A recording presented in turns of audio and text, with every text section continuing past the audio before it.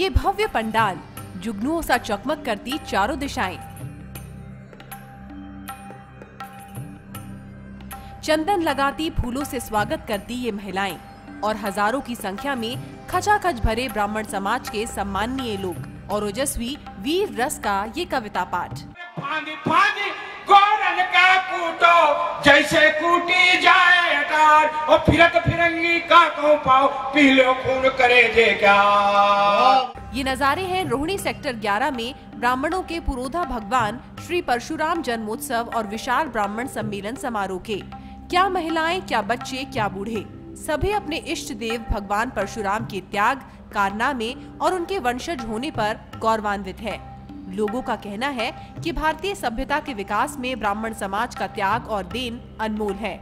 ब्राह्मण वर्ग देश और क्षेत्र के विकास के लिए प्राचीन काल से ही बलिदान और योगदान देता आया है और भगवान परशुराम इसकी सबसे बड़ी मिसाल हैं। हम सब ब्राह्मणों के लिए इस प्रोग्राम का होना अत्यंत आवश्यक है, क्योंकि जो हमारी भारतीय सभ्यता है वो पूर्ण रूप से ब्राह्मणों के ही कार्य पे टिकी हुई है और सभी ब्राह्मणों ने जो पुराने समय में जितने भी बलिदान दिए, जितने महान कार्य किए, उसी से ही हमारी भारतीय सभ्यता आज इतनी प्रसिद्ध हुई है। मेरा सौभाग्य है, ब्राह्मण सभा ने मुझे इस सेवा का मौका दिया और मैं अपने बिरादरी के लिए पूर्ण तरीके से दिल से समर्पित रहूंगा और ये मेरी निष्ठा है कि मैं अपनी बिरादरी के लिए, ब्राह्मण सभा के लिए या अपनी रोहिणी के लिए जो भी कर पाऊं वो बहुत बड़ी बात होगी मेरे लिए। कार्यक्रम के मुख्य अतिथि और कॉमनवेल्थ गेम्स 2014 के स्वर्ण पदक विजेता भारतीय पहलवान पद्मश्री योगेश्वर दत्त ने ऐसे आयोजन को ब्राह्मण समाज के लिए काफी फायदेमंद बताया। इतिहास उठा के देख लीजिए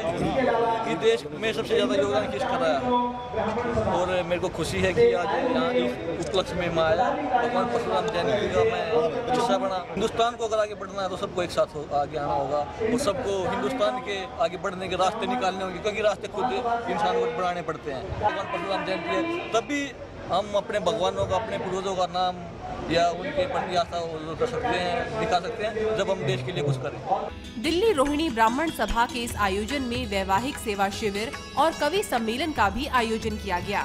वहीं ब्राह्मण समाज की अपार उपस्थिति से उत्साहित ब्राह्मण समाज के दिल्ली एनसीआर अध्यक्ष आचार्य विद्या रतन ने ब्राह्मण वर्ग की एकता और विकास पर भी जोर डाला।